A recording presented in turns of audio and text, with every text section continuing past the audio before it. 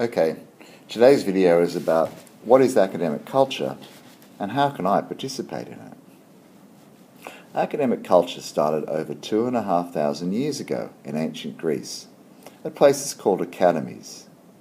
We still have academies today, and in this slide we have an academy in America showing two of the most famous ancient Greek thinkers, Plato and Socrates, who helped start the academy system. So what did they do at these academies, these ancient Greeks from 2,500 years ago? Well, an academy was a place of learning where younger scholars would visit older scholars to listen and learn, and where older scholars would discuss science and philosophy with each other and record their learning in scrolls. For the ancient Greeks, science was a sacred or semi-religious pursuit, and they believed that by doing science they were partaking in some way in the divine. This was particularly true in Athens, where their patron was Athena, the goddess of wisdom, but also the goddess of war. And this gives you an idea of what some of their science was used for. However, Greek science and philosophy had limitations. It had difficulty resolving arguments. Greek scientists would build careful arguments based on logic and reasoning, but they did not have a well-developed notion of evidence and the use of experiment. Although the Greeks did have proofs in mathematics, they did not use evidence in the sciences, so they had difficulty proving their theories and resolving debates. These unresolved debates in the basic sciences existed between different academies and within individual academies. The lack of experiment evidence, partly a result of poor technical expertise, limited scientific progress, but it did establish academic culture as a culture of argument. However, some amazing progress was made, such as by Eratosthenes, who worked out to within a small margin of error the size of the Earth. He did this not by relying on tradition, but by experimentation and extrapolation. On Midsummer's Day, he had the length of a shadow measured at Cyrene and at Alexandria, knowing that Cyrene, being due south, was closer to the equator. By calculating the distance between the cities and the different lengths of the shadows cast, he was able to work out the curve of the Earth and the size of the Earth to within a small margin of error. However, a more famous Greek scientist, called Ptolemy, had used a different method to calculate the size of the Earth, and although Ptolemy was incorrect, his interpretation carried more authority and was more widely accepted than Eratosthenes. There were several pre-modern scientists who made use of experiments, but their arguments were not always accepted, as experimentation was not yet the accepted method of establishing scientific truth.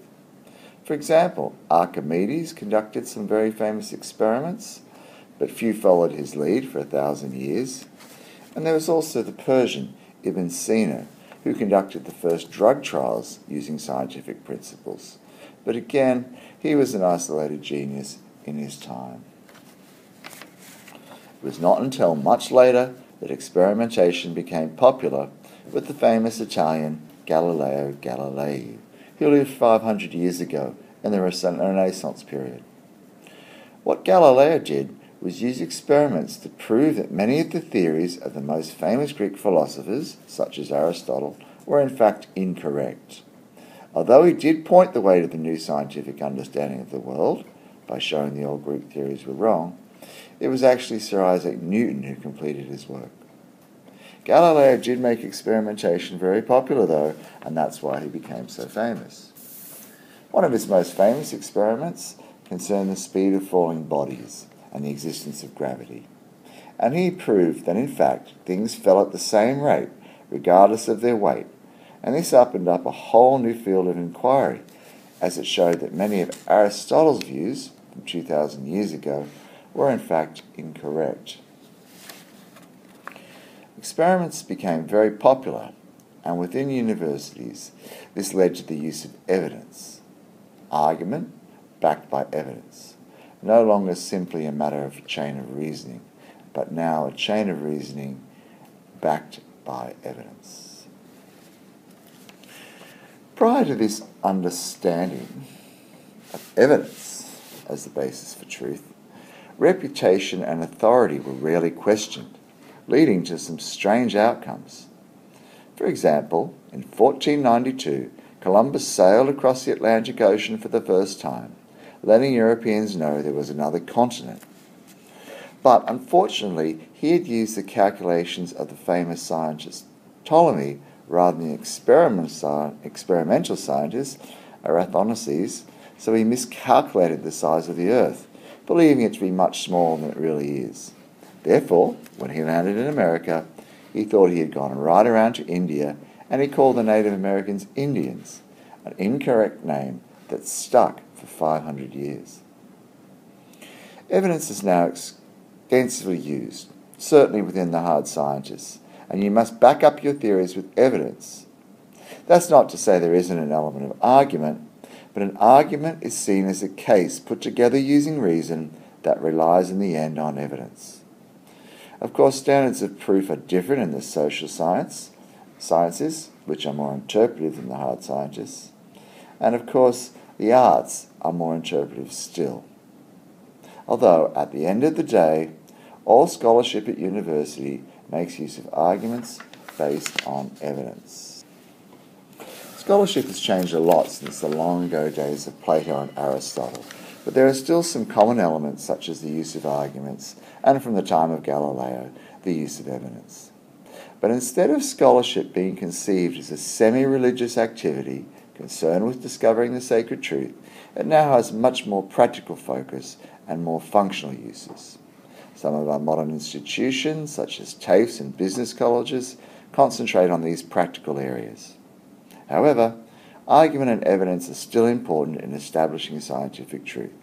Chains of reasoning based on evidence. This is how theories change. Better evidence and better interpretation. For example, the theories of Sir Isaac Newton supplanted those of Aristotle, after Galileo had shown Aristotle to be wrong.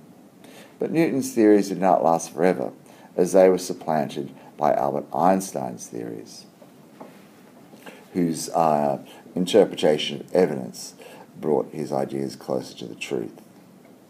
Now it's your turn to partake in academic culture.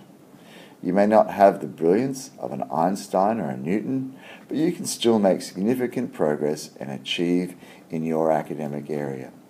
To do this, you need to stay on track, to stay focused, and to exercise your mind. The mind is like a muscle, so if you use it, it grows stronger. For this reason, it's important to study hard and study regularly. Only by employing our minds will we improve them, will we allow them to grow. However, it's not just a matter of working hard, you need to work smart, to choose the best way to make the best use of your time in order to achieve academically. In this, your counsellor or teacher can help you. If you partake in an argument, if you understand how arguments are structured and backed up with evidence, you can succeed. If you work hard and you work smart, this will of course lead to graduation, which is a great moment of pride in an academic career. We wish you the best of luck here at UWS College, and we will be reminding you about the existence of argument based on reason and evidence, how you can come to appreciate this and develop your own interpretations of evidence to become fully fledged scholars yourselves. The best of luck in your endeavours.